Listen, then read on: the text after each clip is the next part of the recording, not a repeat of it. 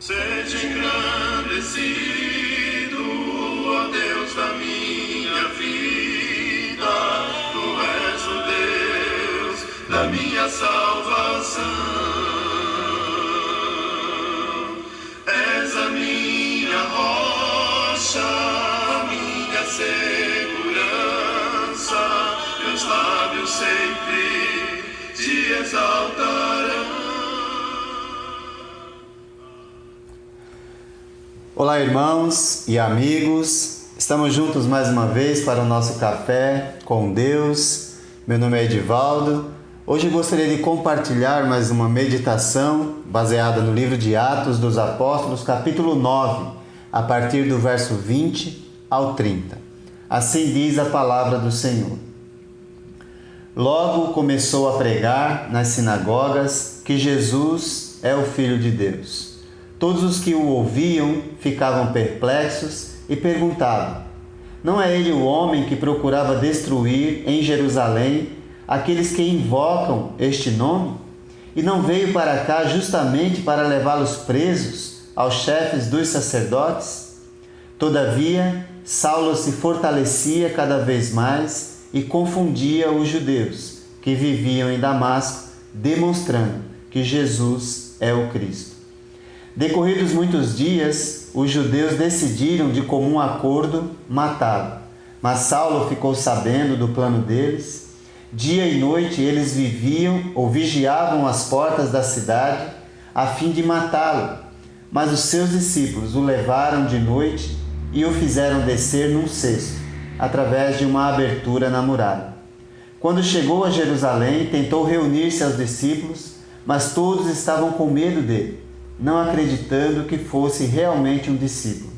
Então Barnabé o levou aos apóstolos e lhes contou como, no caminho, Saulo vira o Senhor, que lhe falara, e como em Damasco ele havia pregado corajosamente em nome de Jesus. Assim, Saulo ficou com eles e andava com liberdade em Jerusalém, pregando corajosamente em nome do Senhor. Falava e discutia com os judeus de fala grega, mas estes tentavam matá-lo. Sabendo disso, os irmãos o levaram para Cesareia e o enviaram para Tarso. De perseguidor a perseguido. Depois da sua conversão, Saulo passou vários dias com os discípulos em Damasco. Saulo era um homem duro, com personalidade forte e rígida, um grande perseguidor dos cristãos. Mas nesse momento de perseguidor passa a ser perseguido. Saulo é uma dessas surpresas na história da igreja narrada no livro de Atos. Um homem que passou por uma grande transformação em sua vida no seu encontro com Jesus. Passou por uma grande mudança. E é uma grande evidência do grande amor divino. Com a conversão de Saulo, nós aprendemos sobre o grande amor de Jesus oferecido a todos os pecadores. O Senhor poderia ter destruído o homem Saulo, prepotente, arrogante, perseguidor da igreja, insolente.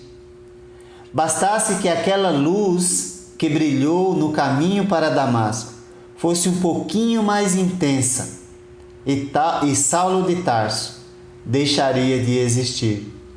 Mas a luz que lhe apareceu no caminho para Damasco foi para colocar em evidência quem Jesus é. Ele é o Senhor. E Saulo reconheceu isso. Mais tarde, falando sobre sua conversão a Timóteo, Paulo diz que era o pior ou o principal dos pecadores, mas encontrou misericórdia, encontrou a graça de Deus. Ele diz isso em 1 Timóteo 1, de 12 a 17. A razão para ele falar de si dessa maneira tão contundente é que ele perseguia nada mais, nada menos do que o próprio Senhor do universo. Aquela voz no caminho para Damasco: Saulo, Saulo, por que me persegues? Cortou o seu coração e ecoava em sua mente, fazendo-o sempre lembrar da grandiosa graça de Deus em sua vida. E isso era combustível para que ele falasse intensamente de Cristo aos outros, desde o início de sua conversão. O grande amor de Jesus lhe deu uma grande responsabilidade. Deus tinha um grande plano para a vida dele. É isso que aprendemos no capítulo 9, verso 15, quando Jesus diz: este homem é meu instrumento escolhido para levar o meu nome perante os gentios e seus reis, e perante o povo de Israel.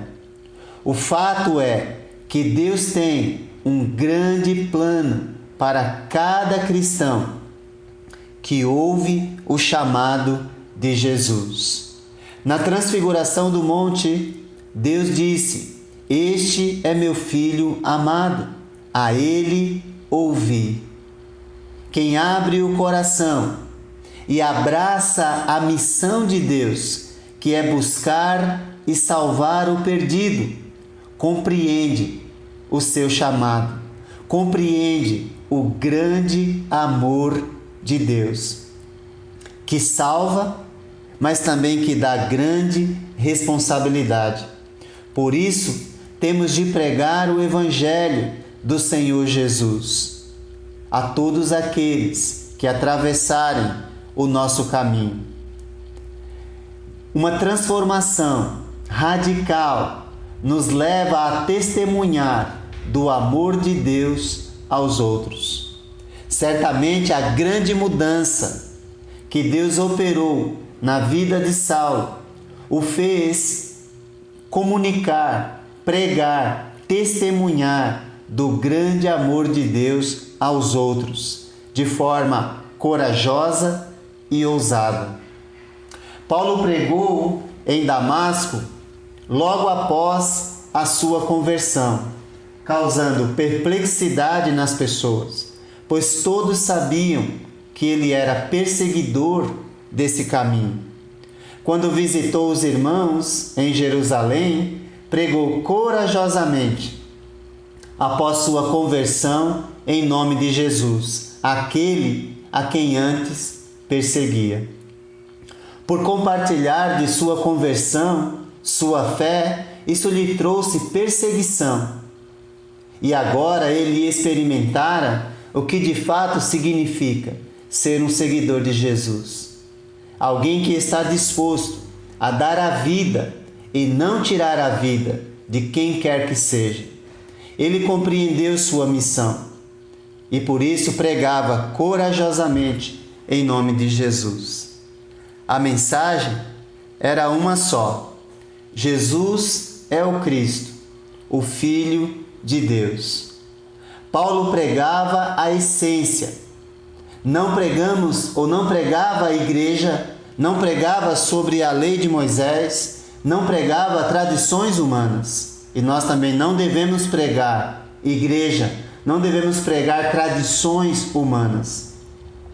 Cristãos, discípulos de Jesus, pregam sobre Jesus, pregam sobre o Cristo, e este crucificado, e este ressurreto. Falar de Jesus é falar das boas novas de salvação, através de sua morte, sepultamento e ressurreição. Será que alguém que se converteu hoje tem algo para compartilhar com as pessoas? Certamente que sim. O fato de ter saído de uma vida de pecado e agora estar caminhando na justiça de Deus por causa da sua graça, já é testemunho suficiente de que Jesus é o Cristo. Uma vida transformada já é um testemunho em si mesmo de que Jesus é o Cristo e Senhor da sua vida.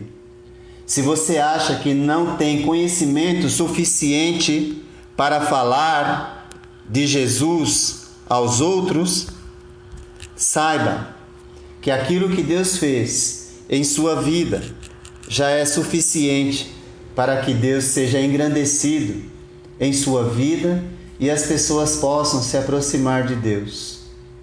O grande amor de Deus oferecido a mim é motivo suficiente para eu falar de Deus aos outros, pois Ele me tirou do império das trevas e me transportou para o reino do Filho do seu amor.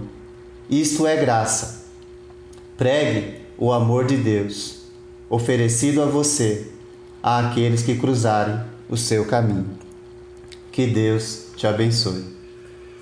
Na minha salvação, és a minha rocha, minha segurança, meus lábios sempre te exaltarão.